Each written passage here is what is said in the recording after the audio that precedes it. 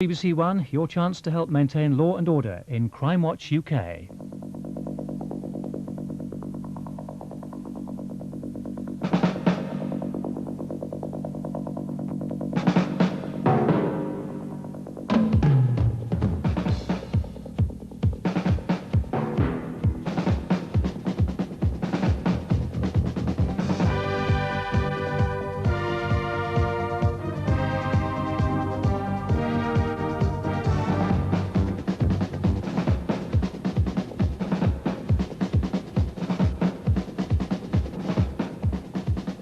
Hello, and first of all, many thanks to everyone who called last month. Many of our investigations are now looking a good deal more promising as a result. In particular, because of information from viewers, a man has been arrested and charged with 14 serious sexual offences against children, teenagers and adults in the Greater Manchester area. The attacks were becoming increasingly frequent, and police have asked us to pass on their appreciation for your help. There has been other progress too, but more on that after the first of this month's reconstructions. 3 weeks ago, a businesswoman, Jean Bradley, was murdered beside her car in a suburb of West London. The tragedy made front-page headlines because it seemed so similar to another notorious and unsolved murder that happened 2 years earlier. The victim then was Penny Bell. In fact, detectives are reasonably confident there's no link whatsoever. But they do think Crimewatch viewers may be able to solve Jean Bradley's murder. And you're about to hear from 3 crucial witnesses and see for the first time a portrait of the killer.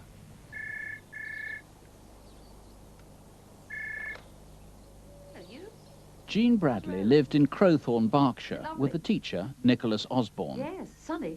I last spoke to Jean on the Sunday before she was killed. I was in Rome with the school trip. What did the forum look like? So she particularly asked me to check Rome out thoroughly because a week after I was due back, both of us were off to holiday in Rome during Easter week it was going to be. And she was actually very much looking forward to that. Jean specialised in helping companies move premises. Her own office was in New Bond Street, 30 miles from her home. When she moved to her new job in London, we had some trouble working out the best way to commute in. Acton Town Station is just round the corner. But she found that the best way was to drive halfway in and then take the fast tube line from Acton. Yes, couldn't be more convenient, could it? Seems a nice, respectable road. Think the car would be safe here? Jean was very keen to keep her car immaculate, and certainly the reason why we checked out the roads in which she parked her car was for the safety of the car. We had no idea, no views on sort of her own personal safety. It just simply wasn't that sort of area. Jean had left work and travelled home on the Piccadilly line from Green Park Station. She arrived at Acton Town at about 7:20.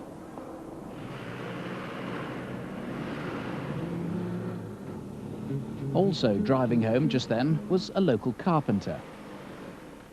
Jean had stopped off en route to buy a couple of cans of drink. Another commuter remembers passing her in Gunnersbury Gardens, and she recalls that no one else was in the street.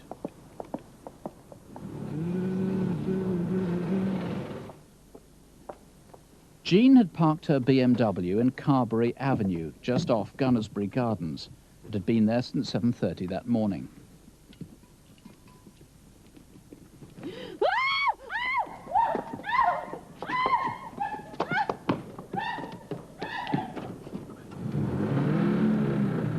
As I was driving down Carberry Avenue, I seen a man and a woman tugging at each other on the pavement.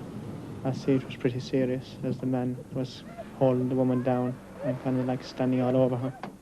You kill him! A woman and her son passing in a Ford Escort were able to follow the attacker. I said to my son, oh, he looks as though he's done something. Come on, we'll follow him and see where he's going. He's quite a tall man and taking long strides, but he wasn't actually running away in any great hurry. He looked really odd because he had a silly hat on that looked a bit like a sou'wester. It's not the type of hat that you would wear around this part of the world.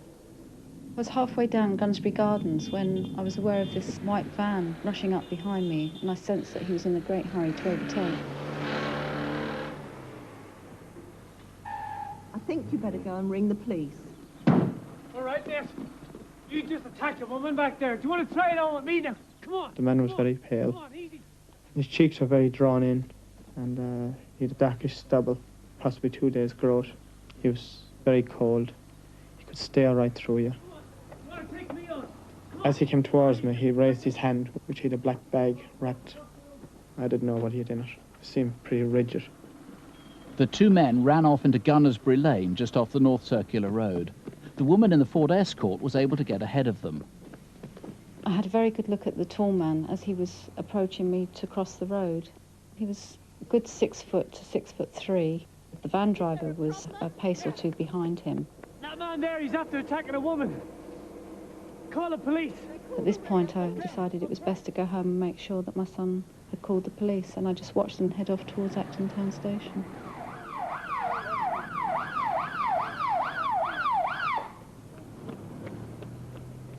Police badly need to trace everyone who saw this chase, including people the carpenter called upon to help. This white Golf convertible came down on the road.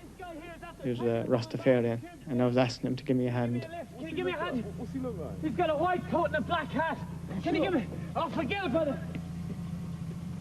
The chase had now been going on for nearly a mile. I think the tall man thought he lost me. I hid behind a tree and hid behind a car and things like that, the way he wouldn't think I was following him. He didn't look back very often. The attacker went into South Acton Estate. It was nearly 7:45 and several more witnesses now must have seen him. Police need all these people to come forward. Attempts to revive Jean failed. She died of multiple stab wounds from an 8-inch blade. At the edge of the estate, the carpenter almost caught up with her killer. He looked back and saw me, and he started to run again. I thought all along that he wasn't a very fit man, because when he came to the end of the estate, there's a railing, and normally if you're a fit person, you'd jump it. But he didn't jump it. I went to run across the road, and this car came around, possibly a £5. I hesitated because it was a bit close and didn't slow down. I ran. He ran right around the corner. When I got down to the corner, raggedly close, I could not see the man anymore.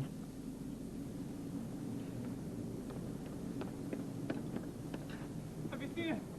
You see a guy coming running down But here? unknown to the carpenter, one man had a clear view of the killer's next move. The man I saw was definitely on edge because he was moving backwards and forwards in the doorway. Go and get the police. He had a cream 3/4 length parka, jet black hair, black trousers. They were short because they were flapping above his ankles. He was definitely flat-footed.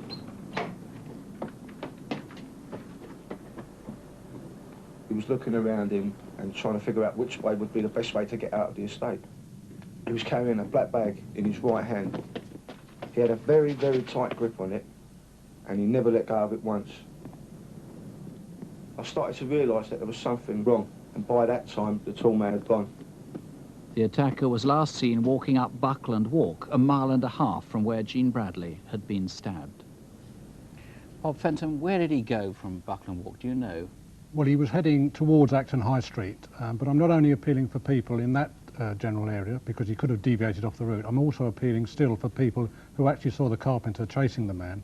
That's from Carberry Avenue, past Acton Town Tube Station, and through the South Acton estate. And we ought to make it clear, many of them wouldn't, or most of them wouldn't have had any idea what had happened. They wouldn't have realised why he was chasing him. No, they wouldn't, but they would, if they were there, they would probably noticed something going on. What was this guy's motive? Have you any idea at all? There's no apparent motive whatsoever. There is nothing stolen.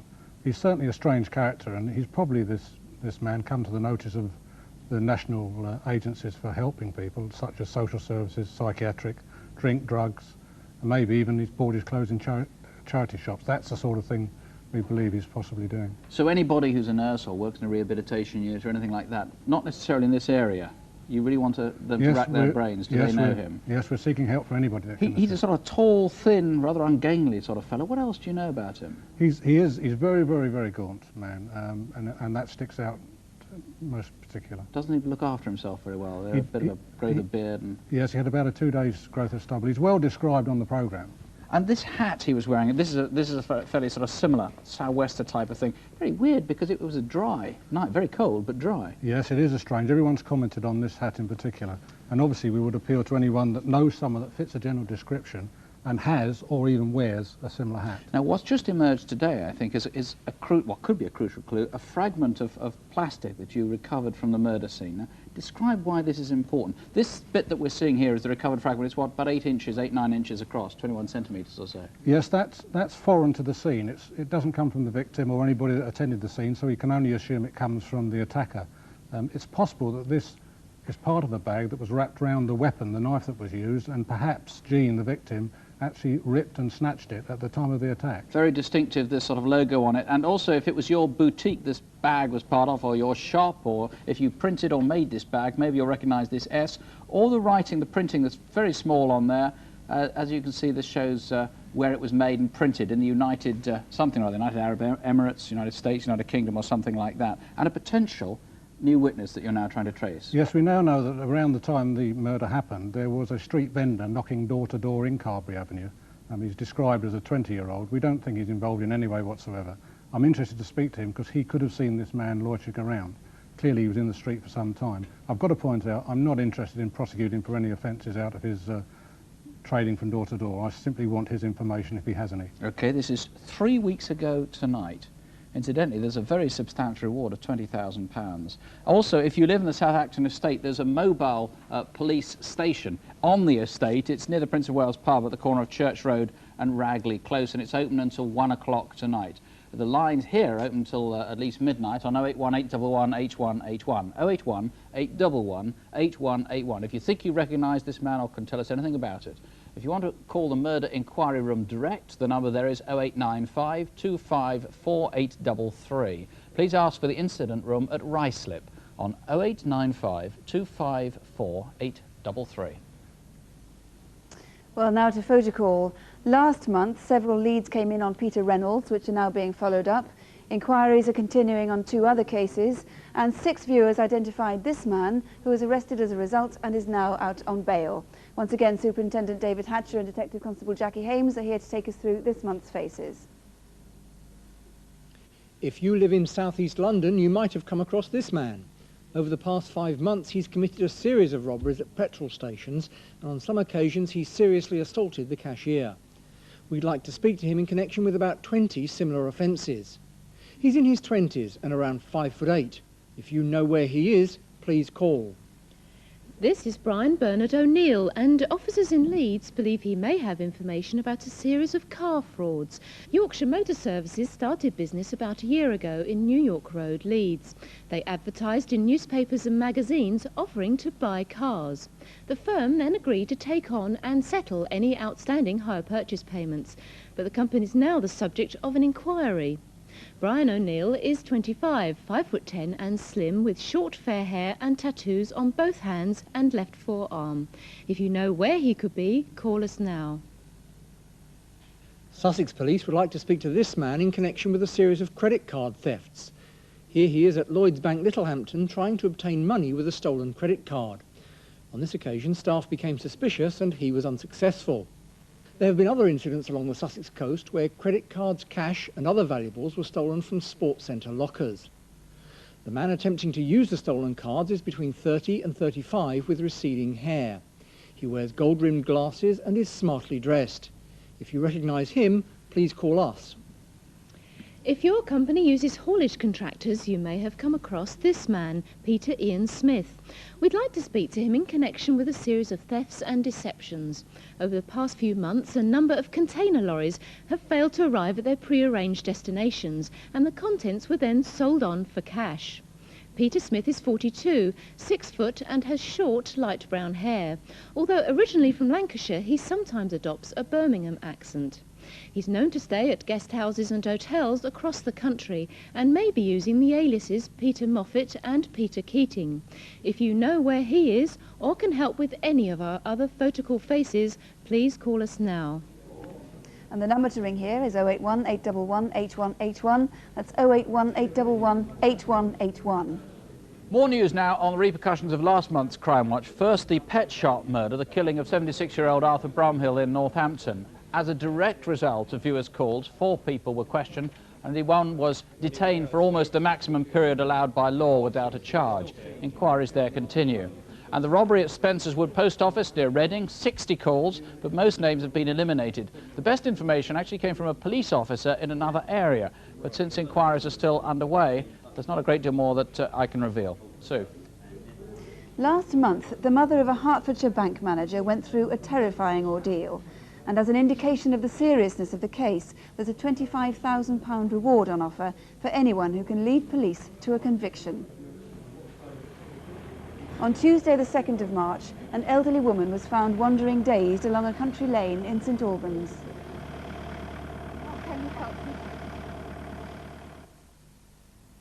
A week earlier, along the same lane, these 3 people had been taking a lunchtime stroll near their office.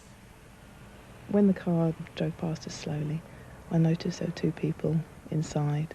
The passenger was in his late 20s. The driver was in his late 50s and he looked quite stocky. He might have been a mechanic by what he was wearing. I think the reason why I noticed them because they seemed a strange combination. I got the impression as the car drove away that there may have been a baby seat in the back. Arthur Addington has been manager at the NatWest Bank in Hatfield for the past 4 years. He lives with his mother in Harpenden. Bye. Today was his first day back at work after a few days' holiday. A little later that morning, at a North London shopping centre, a car was stolen.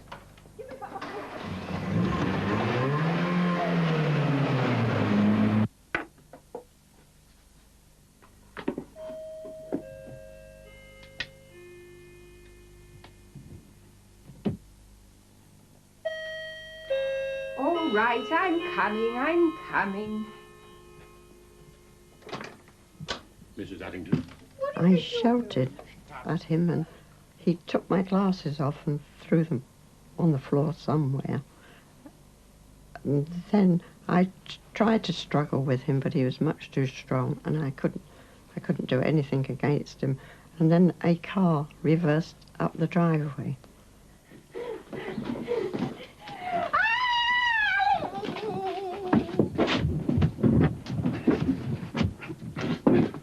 Your eyes closed.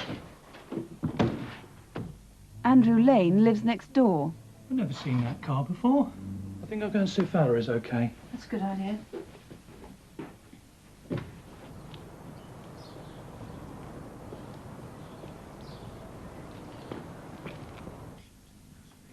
Hello?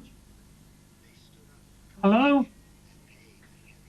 I saw Valerie's glasses laying on the floor, which was the first thing that worried me. There was no sign of her anywhere. The TV was on. It was so unlike Valerie to leave the door open, and because of this, it made me very worried. Oh, Mr. Addington's office. One moment, please. It's your next door neighbour and it sounds urgent. Well, I think as soon as I got the call, I realised that my mother had been kidnapped. It's something which goes with the job and which is very much in one's mind all the time. I was very obviously worried about my mother. I had no experience of anything like this, and I was just imagining how much violence would be used, whether guns would be involved, knives, how much brutality, and how she would stand up to it all. She's getting on in years, and I had no idea how long the ordeal would last. I didn't know how long I'd been in the boot. But the car stopped and one man got out and come to the boot, but I kept my eyes closed because I was so terrified I just did what they told me. It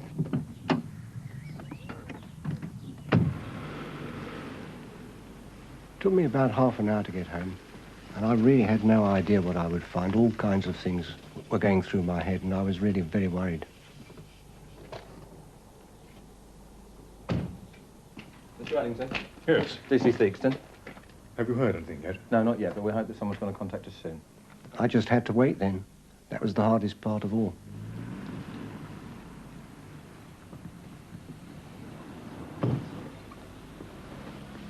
The neighbours' prompt action meant that Mr. Addington was already at home by the time the kidnappers tried to contact him at the bank. Mr. Addington, please. Quick. I really thought they might kill me and I would never see my two sons again or my daughter-in-law. And I really just then wanted my husband, Charles, and my mum. Sloppy date, aren't I? And then I thought, you know, well, I'd never have a crossword with anybody, with my sons and that again. And also I thought, well, I'd had a good life. Good afternoon. National Westminster Bank. How can I help you? Who's in charge? Put me through to him. Hello, can I help you? What car do you drive? Why do you want to know? My car's at home. What's the registration of any car in the car park? I don't know the registration number of any of the cars in the car park. I haven't got access. A woman will be killed. Hello? Hello? But having driven around for another 3/4 of an hour, the kidnappers evidently decided to admit defeat. We're letting you go now. Lie down there. Face down. Stay there for 5 minutes and don't look up. There was no sound. I hadn't heard the car go away. I hadn't heard anything. I was just relieved to be alive. I'm still very angry to think that anybody would do it to us two, who've never done any harm to anybody in their lives. Well, Mr. Rayner, descriptions of the two men have actually come to you from two separate sources. First of all, from that group of office workers we saw at the beginning walking down the lane. That was the week before the abduction, when presumably the men may have been recceing their route, perhaps in their own car. How are they described to you then? Well, the driver is described as a man aged in his late 50s, stocky build, wearing dark clothing, possibly a boiler suit. The passenger is described as late 20s, early 30s, and the witness believes he's actually taller than the driver.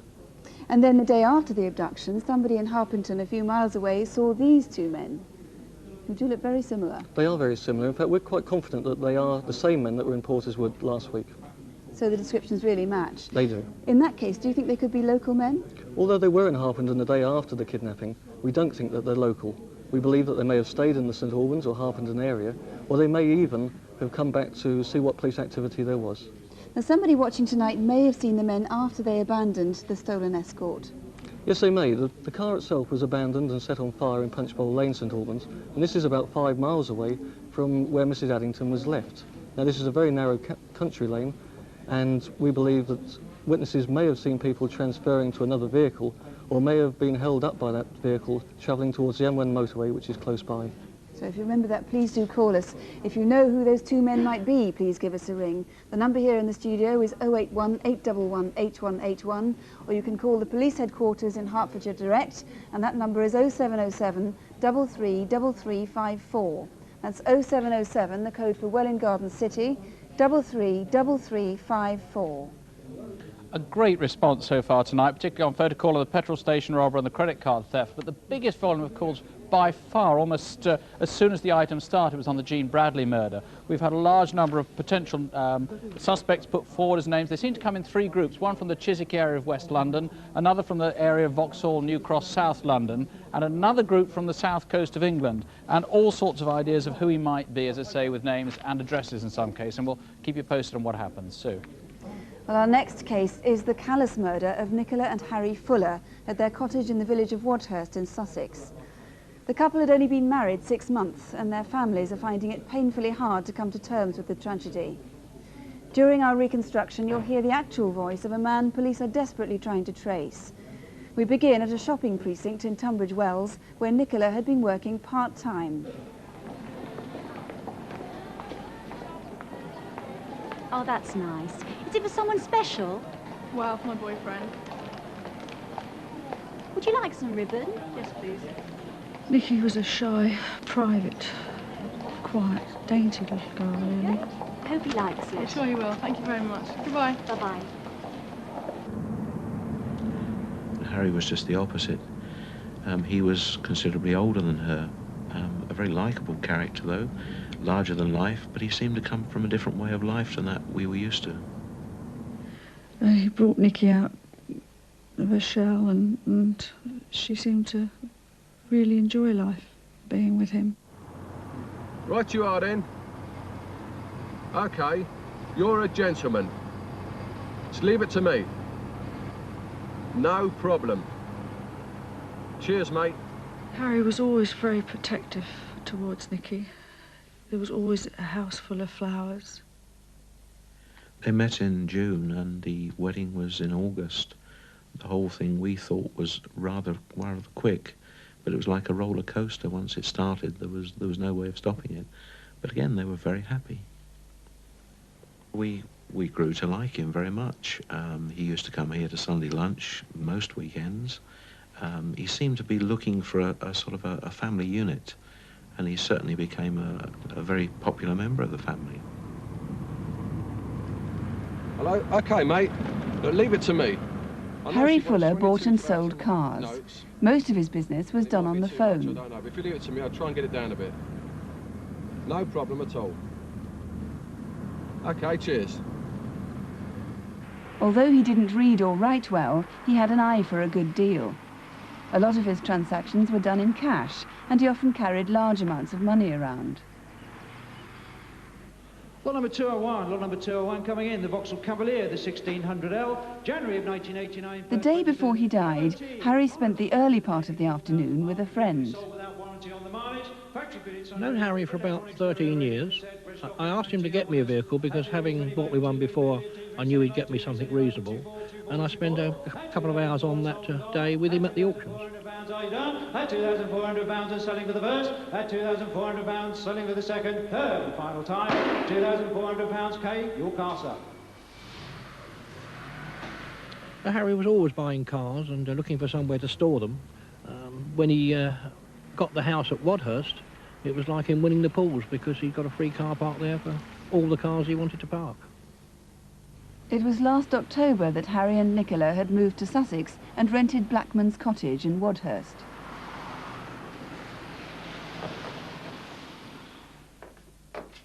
It's Tuesday evening.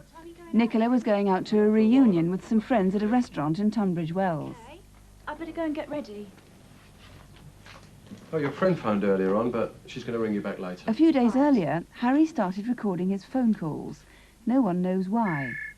This is the only caller police haven't been able to identify. How are you doing? Very well indeed. It couldn't be better. I popped over last night to see you. What time? About 7. Gym, up at the golf club. At Ticer's. There were some lights on, but I knocked. Right. See you in the morning, my darling. Hey, matey. 8 o'clock. Take care. Bye. Ciao now. Harry was a late riser, and to agree to an early morning meeting was very unlike him. Oh, it's Harry. He's on time. Harry had arranged to meet Nicola at the restaurant at about 11 o'clock to bring her home. Thursday. You're going Thursday? Yeah, to Lanzarote. Nikki was one of my closest friends. We'd known each other for a number of years. We used to go out together. Yeah, I hope so. It'd be a nice break, you know. Hello, Harry. Hello. Nikki and Harry seemed very happy together. They were going on holiday to Lanzarote the following week. She was really excited about going to get suntan before the summer. Early the next morning, a postman was startled by a car pulling out from behind the Fuller's cottage. It's normally very quiet in the morning. A dirty blue Ford Escort pulled out in front of me, which caught me by surprise. The passenger seemed 35 to 40, tall and well built, and the vehicle travelled towards Tunbridge Wells. Half an hour later, at about 7 o'clock, a witness saw 2 men get out of a cream-coloured Sierra and walk up the path to the cottage. The witness who saw these men gave the information anonymously. Police need him to contact them again. Hello, old son. Nobody saw the 2 men leave, but we know that Harry went out of the cottage about an hour and a half later, leaving the door ajar. Good morning, can I help you? 20 Embassy number 1, please. Thank you. 226, thank you.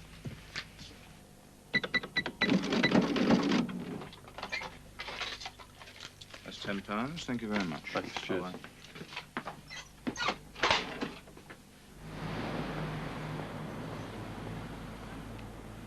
Nicky had gone to a reunion on Tuesday night, and I hadn't spoken or seen her since Sunday, so I decided to ring her at 8:45, and I rang and the line was engaged, and I continued to ring every 5 minutes until 9:15. Nicola and Harry Fuller had been shot dead just 10 minutes after Harry's visit to the tobacconist. You know, she just seems to have found happiness and then suddenly it's snatched away from her, which seems dreadful. Absolutely dreadful. Anyone could do that to her. I feel that there's part of me has gone, and there is this big hole that's never going to be filled. And I do miss her so. Well, of course, it's going to be absolutely crucial, isn't it, Superintendent Hill, to discover who that unidentified caller is. We can listen to that call again. Our engineers have taken Harry's voice out of the tape you're about to hear, so that the only voice on the tape is the caller's voice. Do you know who this is? How are you doing? First thing. Too early for you? About 8. I popped over last night to see you. There were some lights on. He's gone away. He's left them with his missus. So we'll zip down there. Won't be long. About, what, 10, 15 minutes. They're down the other side of Roberts Bridge. So that's just the caller's side of the conversation. And that meeting was arranged very close to the time that Nicola and Harry were killed. So until this man comes forward, he's got to be your prime suspect. It's absolutely crucial we find this man. So far we haven't found him and he hasn't come forward. There may be some reason for that, but we really need to find him, and I would ask anybody who's listening tonight who either recognises his voice or who thinks they recognise his voice to please make contact with us. Alternatively, if the man concerned is listening and he himself wants to contact us for us to eliminate him, then please contact us. Do you think he might be called Steve, or...? Well, there's an indication that he might be called Steve. However, I would want anybody who might recognise the voice, irrespective of whether the person is called Steve or not, to contact us. Now, you want the witness who saw the men in the cream Sierra to come forward again, but you have another witness who saw another car and a man early that morning. That's correct. Just after 8 o'clock that morning, in the car park at the rear of Blackman's Cottage, a lady saw a long black bonneted vehicle, something like a Jaguar, pull up, and a man get out of the vehicle, and he was fairly distinctive in that he was wearing a very long black coat, almost to the ground. We would like anybody else who saw that man, or indeed saw the vehicle, to make contact with us. And if you know who that voice was on the phone call, if you can shed any light at all on this case, please do call us. There's a substantial reward for information leading to arrest and charge. The number here in the studio is 08181818181. Our lines here are very busy, as they were last month, so do take a special note of the incident room number at Sussex Police Headquarters, and that's 0273 480 999. That's 0273, the code for Lewis, 480 999. Now to Incident Desk, our notice board that helps local police appeals reach right across the country. Here again are David Hatcher and Jackie Haynes. Just after 10:30 p.m. on Thursday the 18th of February, a 26-year-old woman was raped near the busy Holloway Road in North London. We need to identify her attacker and trace anyone who was in the area at the time. Earlier that evening, the victim had met an old work colleague who invited her to go for a drink in the Hercules pub on the Holloway Road. She left about 10:30 p.m. and asked two passers-by directions to Finsbury Park Station on the Seven Sisters Road. She describes these men as Turkish or Greek, and we'd like to speak to them as they may unknowingly have seen her attacker.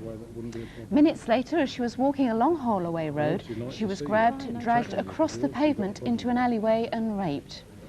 Her attacker's about 30, 5'10", and of medium build with short, fair hair. His teeth are grey and uneven, and he was wearing an earring in his left ear. If you can help in any way, or if you recognise this man, please call the officers at Holloway Police Station on 071 263 9090. That's 071 263 9090. If you can piece together a series of clues, including this jacket, you could help solve an armed robbery in Stratford-upon-Avon 2 months ago. Just before closing time on Thursday the 4th of February, 2 robbers went into Jean Bateman's antique jewellery shop in the town centre and threatened the manager with a knife. They grabbed over £50,000 worth of jewellery from the displays. These items are similar to the pieces that were taken, which were all antique and very distinctive. The men escaped in a green Rover Metro, which was waiting outside. The car had been stolen 2 weeks earlier from Edgbaston, Birmingham. It was found abandoned a quarter of a mile away in the old town. Inside, officers found this jacket, baseball cap and glasses. Perhaps they belonged to one of the robbers. The first man's about 30, 5'8" and stocky with very fair hair. His accomplice was younger, in his 20s, 5'11", slim, with dark hair.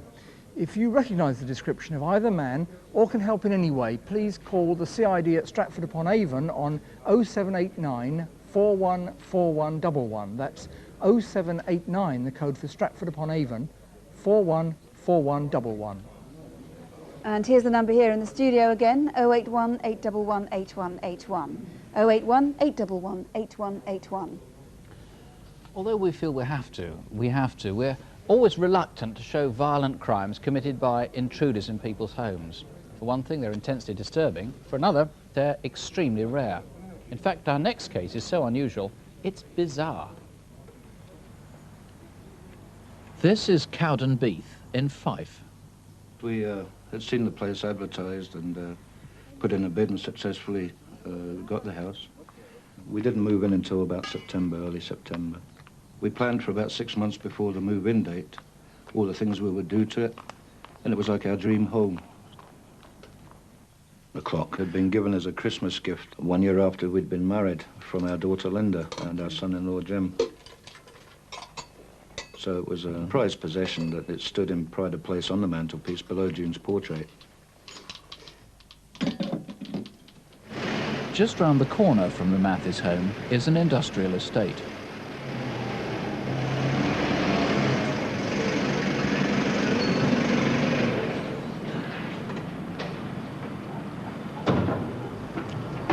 Who's in charge here? I'm in charge. Oh, well, we've been doing some tarmacking down the road, and we got some left over. And we noticed you got some potholes here that need filling, and we're wondering, would you like us to do it for you? What sort of money you for that? 15 quid. Right, OK. The full squad struck me definitely as travelling people, more from the gypsy side. Had an English accent, and he'd said he'd been working down in the Manchester area. Right, that's about the size of it then. That's £1,650, please. The boy told me it was going to be £15. Yeah, 15 quid a square metre. Oh, I can't afford that. Hey, hang on, you can afford it. You've got a thriving business here. So if you want your business to thrive some more, you'll pay up, OK? What do you mean by that? Listen, I'll tell you what I mean by that. I'm getting my bloody money's worth out of this place one way or another, so you better pay up, mate, OK? At that point, I took that to mean that he was going to smash the place up over me. So we paid the money, and away he went. But it was just more or less to get them off the yard. 1 week later, on a Friday afternoon, June Mathis was finishing work at her pub, about 5 minutes from her house. Nice me getting off now, Linda. I'll see you tonight. See you later. Cheerio. She would have been at her home when this man was driving down her street. From the Perth Road, I pulled into Lucasbeef Drive at about 4:45, heading up towards my house. And I noticed a white van parked on the corner of Glenfield Drive. It was half on, half off the path, which was a bit weird. Guy Mathis works in the oil industry and was looking forward to the weekend off. When I left work that evening, a lot of work had been done to the house, so the tiler had been in to finish tiling the kitchen, which was one of the very last things that was being done to the house, so it had just about reached completion stage, and I was thinking, God, when I get home, I'll have a look at the tiles, and that'll be virtually us, finished and completed our dream home. It was about 6:15 on a Friday evening. I was driving down Glenfield Road. When I turned the corner, I saw someone standing on the pavement. When I glanced, I saw it was a man standing he was standing still for no apparent reason. I thought it was strange. It was dark and there wasn't any bus stop nearby. Hello, June. Home. Hello. So this is it. Get down! Get down! Get down! Where's your safe? Where's your safe? There's no safe. He kept on about 2 safes, and I says there's definitely no safes in the house. Well, I know June and Guy Mathis quite well after doing work in the house, and I just so happened that I was passing when I seen a red Escort which had been reversed into the driveway. It was a Jai or a K-Rage. I don't know any part of the family that's got a car like that. Don't look! Don't look!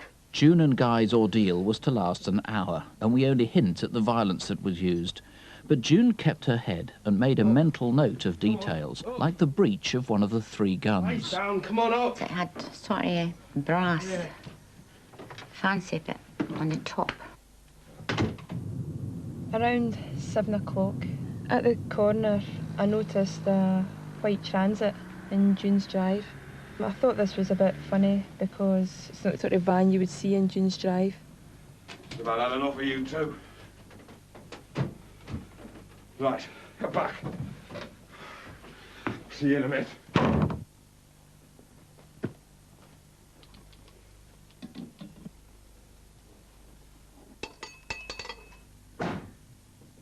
Do you think they've gone?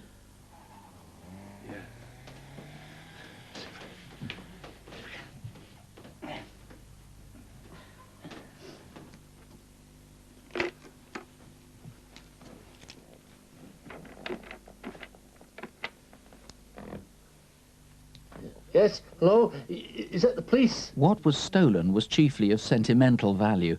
Some jewellery, for instance, which had belonged to June's sister, who'd died the year before. We had her jewellery, and her jewellery was to go to the grandchildren. You know, I could always look at it and say, well, this was June. So it's things that... That's all you had to remember her by. People that comes into homes with guns should be stopped. I don't know, it just shouldn't be. One of the thoughts that crossed my mind during the thing was, what if our daughter or son came with the grandchildren while all this was happening? What would have happened then to those people? Would they have been snatched, the grandchildren?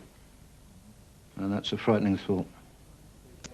Ian Beattie, obviously the first thing you've got to do is eliminate these 3 tarmackers who were there the week before. Yes, that's correct. What can you tell us about them? We have description of the 3 men. The first man, he was 20 years of age, 5'8" tall, fair hair, and he was heavy build. The second man was mid to late 30s, 6 foot tall, black hair, stout build, and he had a short moustache and beard. The third man was mid-30s, 5 foot 10 inches tall, blonde hair, and was medium build. OK, they all had North of England accents, I gather, and of course they may or may not be connected with the robbery. You need to find out who they were. They did have a Ford Transit van, a white Ford Transit. We know that a white Ford Transit and a red Ford Escort were involved in the robbery. There was no safe at that house, though, ever, was there? No, there's never ever been a safe in that house. Tough information. What they took was of tremendous sentimental value. This is a reproduction of the Ormolu clock that was stolen. Tell us about the watches. Is there anything distinctive about them? Raymond Veal watches, a ladies and gents watch, and these are exactly replicas of the watches that were stolen from the house. Well, if anybody offers you watches like those, or this sort of reproduction Ormolu clock, please call the police. If you know anything about this or recognise any of those 3 men, the number here in the studio is 081818181, 081818181, or you can contact the Fife Incident Room direct. The number there is 0592 52611. That's 0592, the code for Kirkcaldy, 52611. Well, I've seen that we've got quite a few calls coming in, more than 60 calls on the murder of Jean Bradley, suggesting names for the attacker, and there have been suggestions about the bag and about the hat. On Photocall, 2 of the cases have been very good on that. Police are actively following up 2 of them, in fact. There have been names suggested on the Hertfordshire abduction case, and on Incident Desk there have been names suggested for the man who carried out the rape in Holloway Road in North London. So it's all happening at the moment. The lines are very busy. If there's anything, in fact, you can add on any of our cases tonight, You can ring us still, although, as I said, the lines are busy on 081 811 8181, and they're going to be open until midnight tonight. Detectives are going to be acting on your information as it comes in, and we hope to have more news when we come back with Crimewatch Update. That'll be in an hour and a half's time, rather later than usual, I'm afraid, at 11:45. And if you can't stay up till then, who on earth could blame you? Bear in mind that very few crimes are as bad as those that we ask your help with. People's risk of suffering violence is, for example, a great deal less than the risk of injury through accident. So, despite the images we've shown tonight, please do keep things in perspective and don't have nightmares. Do sleep well. Good night. Good night.